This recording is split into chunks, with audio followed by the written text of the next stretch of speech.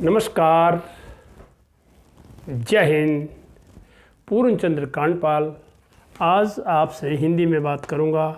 Episode number 380 जन जागृति का ये छोटा सा जो अभियान मैंने चलाया था, 1 साल से अब ज़्यादा हो गया। बढ़ते बढ़ते 380 तक पहुंच गए।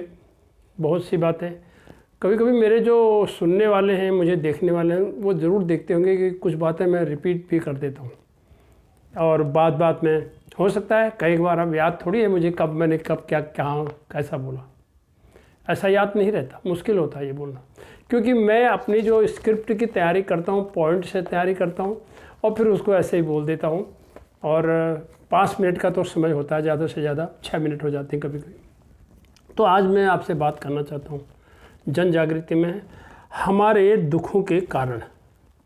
ये प्रवचन नहीं है, ये मैं फिर वही बताता हूँ क्योंकि दुख क्या है पहले वो सब जानते हैं। दुख सुख जीवन में ये आपस में बधे हुए होते हैं। दुख है तो सुख भी है, सुख है तो दुख भी है, रात है तो दिन भी है, दिन भी है तो रात भी है। ये तो इसमें कहीं कोई दो राय नहीं। अब जीवन में दुखों के लिए जिम्मेवार कौन है?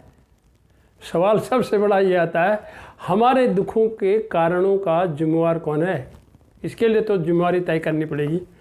तो फिर जिम्मेवारी में क्या भगवान है?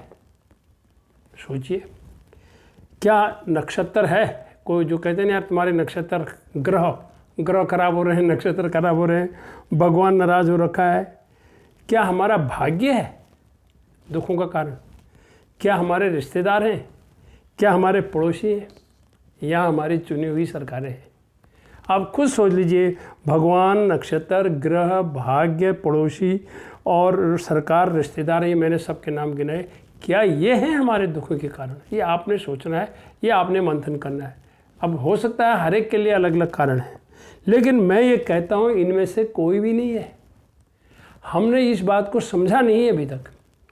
इनमें से कोई नहीं है। हमारी जो फालतू के जो हमारी जो समस्याएं हैं, हमारे दुखों के कारण क्या हैं, उसके लिए हमें सबसे पहले है हम फालतू विचार करते हैं। फालतू का बेमतलब सिरदर्द, खामोखा विचार आया, उल्टा सुल्टा विचार आया और सिरदर्द होना शुरू हो गया, वो हमारा कारण होता है। अब ये तो हमारा सिरदर्द का कारण हो गया। अब गलत खाना खाने से हमारा पेट दर्द हो गया, तो पेट की समस्या हमारे गलत खाने से हो गई, हम जिम्मेवार हुए। सिरदर्द का गलत सोच करने से भी हम जिम्मेवार हुए। अब ज़रूरत से ज़्यादा खर्च करने पर हम कभी कभी कर्जदार हो जाते हैं, तो हम जिम्मेवार हुए। क्यों करें हम ज़्यादा खर्च? अरे उतना ही करो ना जितना आपके तेते पाँव पसारिए जेती लाभी सौर। घर में वही सामान लाइए ना जितना आपको चाहिए, बेमतलब स्टोर करने की ज़रूरत क्या है? उसके बाद फिर ज़रूरत से ज़्यादा खर्च करने पर आप कर्जदार बन जाएंगे।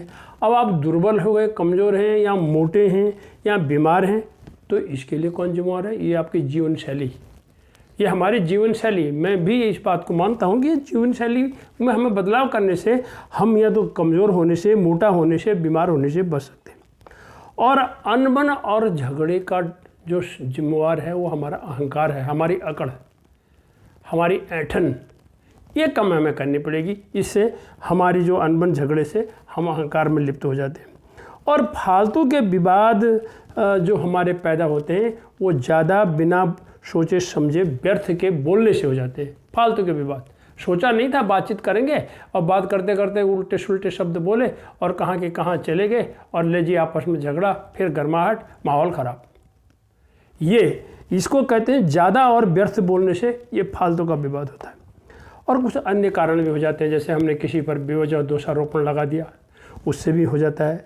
कभी हम भगवान पर दोष मोड़ देते हैं। इन सब का कारण यदि हम लें तो अगर निष्कर्ष निकालें, ध्यान से निकालें, तो इसका कारण है हमारी मूर्खताएं, हमारी स्वच्छंदता और हमारी अकड़। हमारी मूर्खताएं, हम अपनी गलतियों से हम सीखते ही नहीं। एक बार गलती करी, दोबारा फिर वही गलती, फिर तिबारा वही गलती। अपनी जो मूर्खताएं हो गई, अपनी स्वच्छंदता नहीं जी, हम तो किसी के सुनेंगे नहीं, बिल्कुल भी मंथन नहीं करेंगे, अपने हिसाब से चलेंगे, किसी के अनुभव का लाभ नहीं उठाएंगे। इससे भी हमारी समस्या बढ़ती है। और जो अकड़ या ऐंठन जो है, ये सबसे खतरनाक चीज़ है, जिसको आप अहंकार भी कह सकते हैं। ये बहुत खतरनाक चीज़ है। इसको कभी तो ठंडक में लाइए, कभी तो इसको लाइए, तो इसको रोकने की ज़रूरत होती है। और हम ज़रा देखिए, हम जन्माष्टमी मनाते हैं। श्री कृष्ण योगेश्वर महाराज जी ने हमें एक संदेश दिया है, कर्म किए जा फल की इच्छा मत करे इंसान। हम कर्म करें, कर्म संदेश की हम चर्चा ही नहीं करते हैं।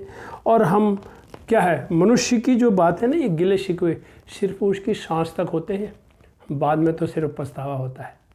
जब तक वो उसमें सांस है, वो जीवित है, तब तक होती ही ये गिले शिकवे। बाद में जो है सिर्फ यही होता है, पछतावा ही होता है। हम सब इन बिंदुओं पर मंथन करके सोचें, अपने को स्वीकार करें, अपनी जिम्मेदारी को मानें और अपनी मूर्खता, अपनी स्वच्छंदता और अपनी अकड़ को बदलें। अगर हम ऐसा करें तो हम आपस में चर्चा करें, कृष्ण को बीच में लाएं, बात करें। जब अर्जुन की ये बात समझ में आ गई तो फिर हमारे समझ में भी थोड़ी बहुत तो आई जानी चाहिए। तो आइए हम कृष्ण के संदेश को भी बांटें और अपने को भी स्वच्छंदता से रोकें, अपनी गलतियों से बचें, तो हमारे दुखों का निवारण हो सकता है। अन्यथा बहुत कठिन काम होता है। इन्हीं शब्दों के साथ नमस्कार।